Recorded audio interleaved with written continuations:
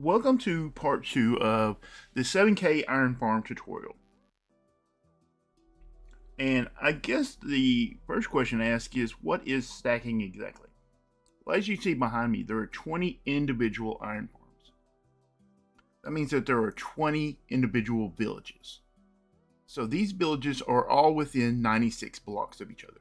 So any two villages that are closer than 96 blocks are quote unquote stacked. Let me explain. Let's jump into another world. Here we are in a creative test world, and as you see, we have a villager and two workstations and a bed. So we have a village established here at 0, 0. That's where the center of the village is. Each one of these stripes is 10 blocks long. We're going to go out to the 90 to 100 stripe. Here we are. You can also tell by the coordinates.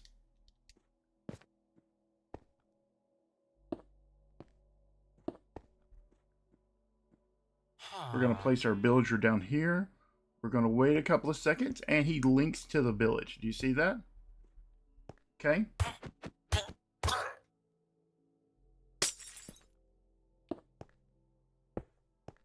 And we're going to place one here at 97 blocks. Notice that he's not going to link. He doesn't have any idea what that village is.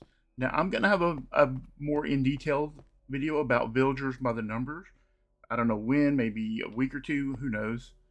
I may do some shorts about it. But as you see at 97 blocks, he's never heard of that village. He remains an independent villager, not in a village. Now that becomes important when we start talking about stacking, because stacking would mean that we have a second village within these blocks somewhere. Here we are on my actual server, and I filmed this a bunch of times. Wow, okay, server, you're just gonna rain on me. Okay, cool. I filmed this a bunch of times in creative, but then I thought, how lame is that? Because I'm asking you to trust me that you can do this in survival. Why don't I just do it in survival? So here we are. I want to show you kind of the distances that we're talking about. As you can see here, we are at a z coordinate of 2280, right? So then if you go a little over 100 blocks, these two pathways will join, and that's where I start the stacking from. I'm going to show you where it is. I will probably speed up this walking a little bit. So here is where I start the stacking from. As you can tell, it's about 140 blocks or so. I like to give myself a little more than 100 blocks, just to give myself a little extra cushion.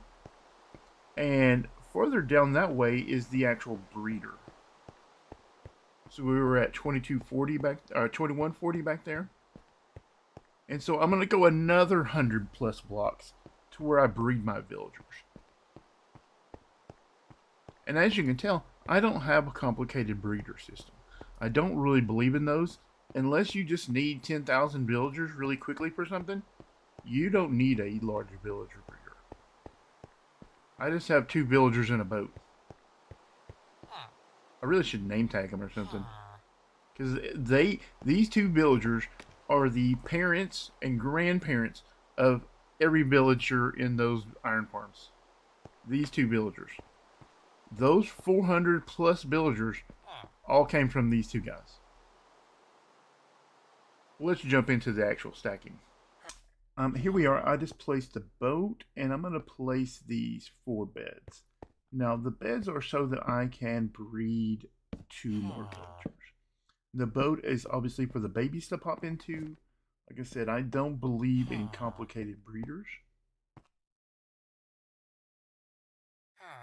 And with the 4 beds, it will spawn 2 babies. I've previously given these villagers food, so they have plenty. Like I said, these villagers I have used a lot to breed villagers. And there's the first one.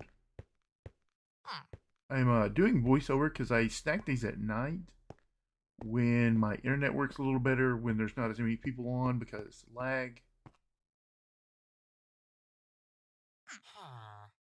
And you'll understand later why Everything you can do to reduce lag while you're stacking villages is super important.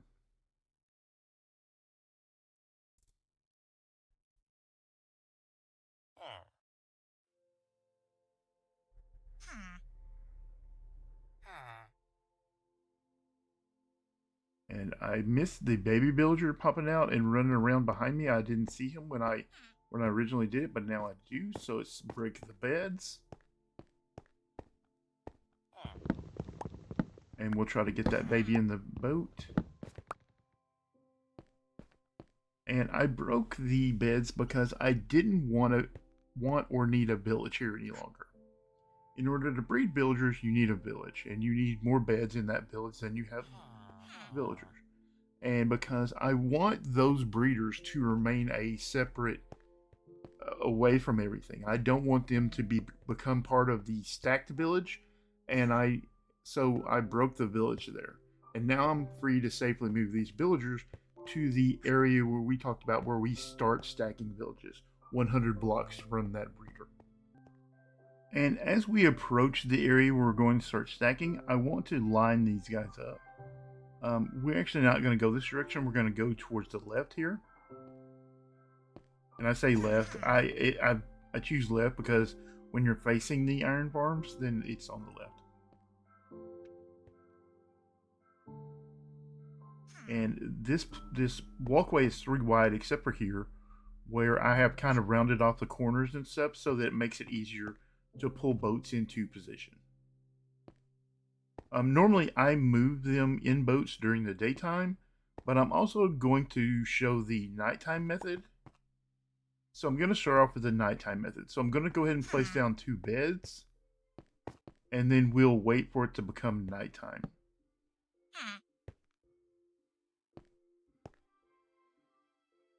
And these guys link to the village, to these beds, and create a village. Now this village is away from those breeders over 100 blocks. So those breeders aren't in this village. And we're still 100 blocks away from any potential iron farm. So we aren't merging with those villages either. This is an independent village of all of those other villages. Which is why it's so important to do the plus 100 blocks in each direction from where you start your stacking. Now that it's a little closer to nighttime, I'm going to go ahead and release the villagers. And as you've noticed, while we were gone, I built a couple of walls to keep the villagers just in a small area. Normally, I would recommend people build guardrails, but because I mostly move villagers in boats during the day, I don't have guardrails. And as you probably saw in my short, that can end in disaster. And you may have to kill your villagers and start over. So use those or don't, depending on which method you use. I'm going to start off with the nighttime method first. And then we'll jump into the daytime method when it becomes day after that. So you can use either one. I wanted to show both. And that's why I don't have guardrails. A lot of people are like, oh, you should build guardrails at head height or whatever. And I was like, yeah, probably, but I don't do that method normally. But I thought it was important enough to show it to everyone watching the video. I wanted to show both methods.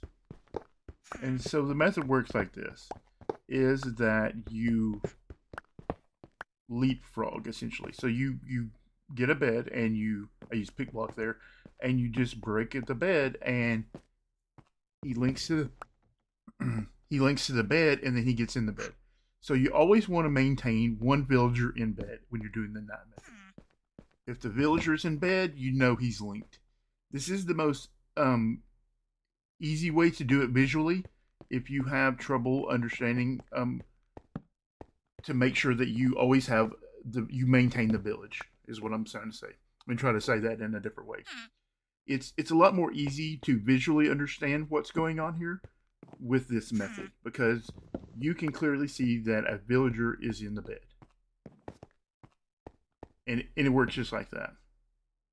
You just move them forward one at a time, and like I said, villagers will try to village. They will try to jump off here. So if you're going to do this method a lot, I recommend that you build guardrails. Like I said, this is not my preferred method, but see, they will try to run at you and try to jump off the side of the thing, which will result in you having to start over. You'll have to go kill both of those villagers, and then you'll have to start over.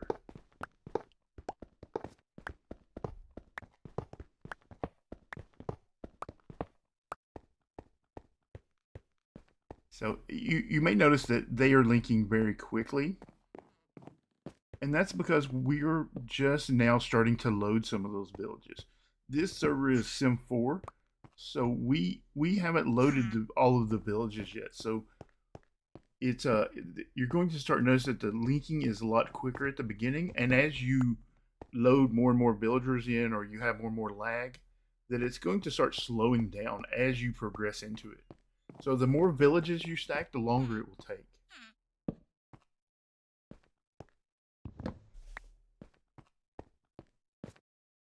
Now I'm going to jump ahead a little bit through editing because you don't need to see this a bunch of times. You get the idea. You're smart people. And we're back. A couple of things I want to talk about. You can see we've made quite a bit of progress, but you can see that it started to slow down the linking of the villagers. It takes as long as it takes. That's what I'm going to tell you. It's going to depend on, are you on a server, or are you on a realm, are you in a single player world, are you on mobile, are you on a Switch, are you on a original Xbox One or a PS4 or something, like a lower end device. Like, are you on your 7-year-old Android or your 7-year-old iPhone? A lot of that is going to depend on it. So how long it takes is kind of dependent upon your device. And I keep checking the moon because this method has a kind of a flaw that when it becomes daytime, well, these guys pop out of bed and then they just start running around. And I don't like that because, like I said, villagers are going to village, and if you give them a chance to jump off or to die or whatever, they will take that opportunity. Also, there's also the chance of that you probably haven't slept and you are going to be attacked by phantoms. So that is also a downfall. See right there, look there. He almost tried to jump in the water right there. So for that reason, I don't really like this method, but it is the easiest visually to understand.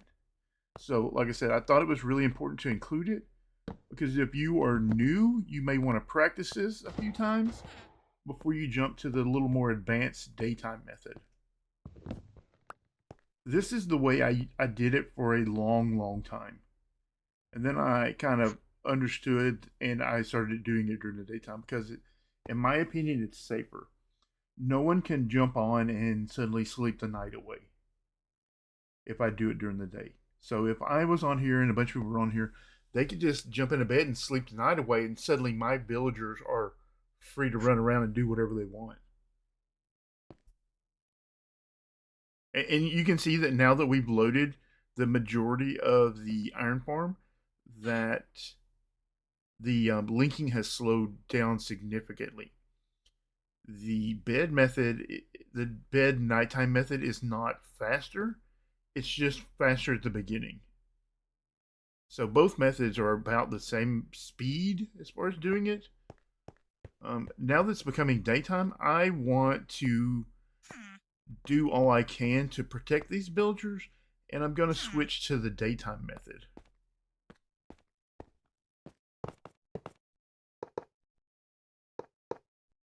And before they jump out of bed, I want to wall them in.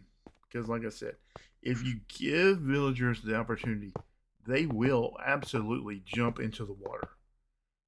They will do it just, and you're just like, why? What's wrong with you? And I can't answer that question. I don't know.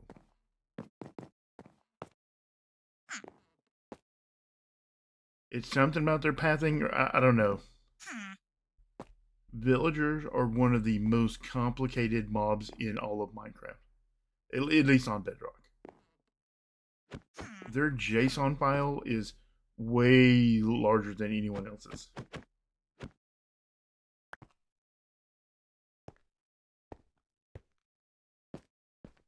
See these villagers? They always try to be wilding out.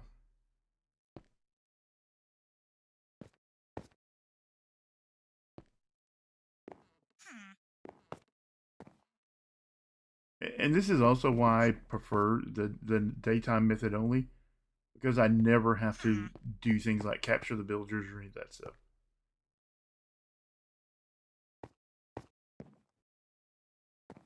And I don't have to wait around in between night periods.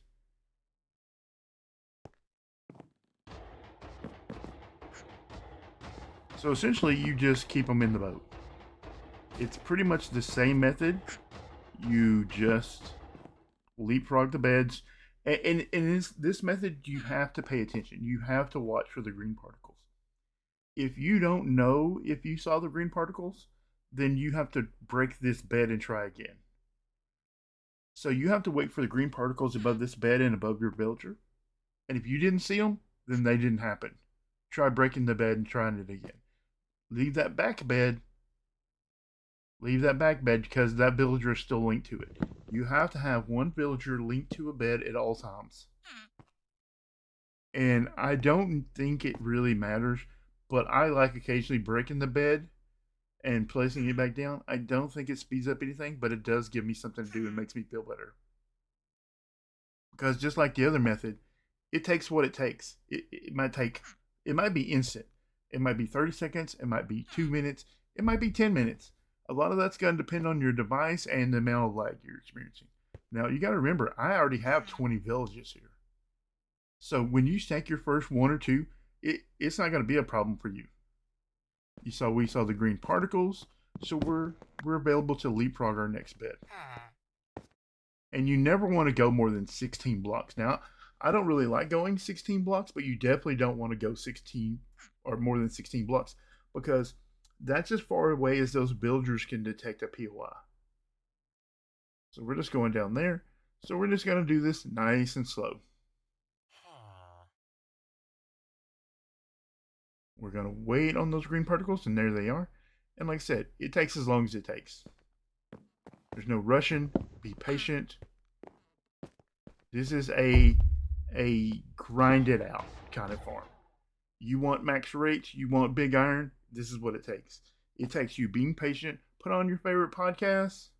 I recommend Mr. Ballin, or throw in some music or whatever you're into. Do that and just watch for the green particles. Now I'm going to skip ahead a little bit because it's just a lot of this. You will want to have a bunch of leads and maybe a few extra beds because you never know when a bed or something's going to fall off the side. But yeah, let's skip ahead. And here's where we're going to rejoin. I want to show you now that we are like right in the middle of it. I want to show you how long it takes. It's taking several minutes now between each one of these.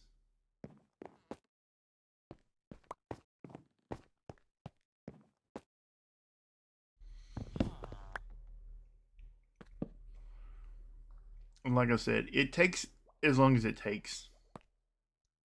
There's no rushing it. You can't force these guys. I had a guy suggest that I use rails, but the problem is that if I move these villagers too fast, they would literally join these other villages. You have to walk them in with their beds.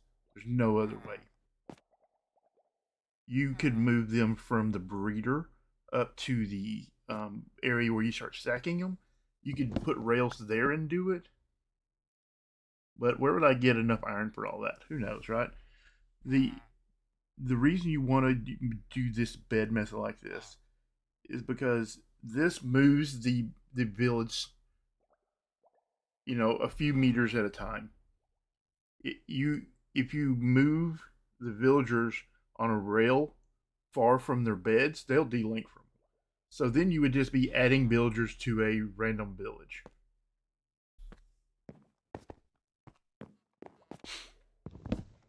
Like I said, it takes as long as it takes to move, a few meters.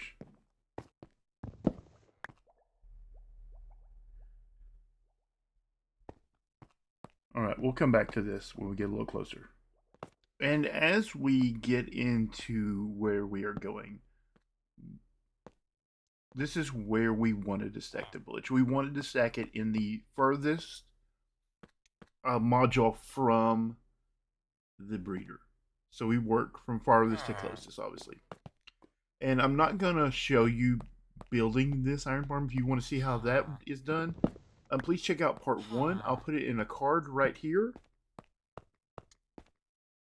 It's just that easy. Total time for stacking was 48 minutes. Your time may vary, though, depending on, like I said, things like what kind of device you're using. Are you on a server? Are you on a realm? Are you whatever? But that's all we have for today. Thank you for watching.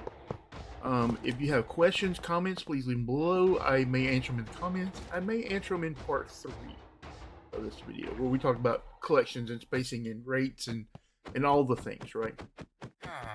Like I said, thank you for watching. Sorry the video was so long. I tried to edit out as much as possible, but I wanted to show everything so that people got a good idea of what's going on. Like I said, thank you for watching. Bye-bye.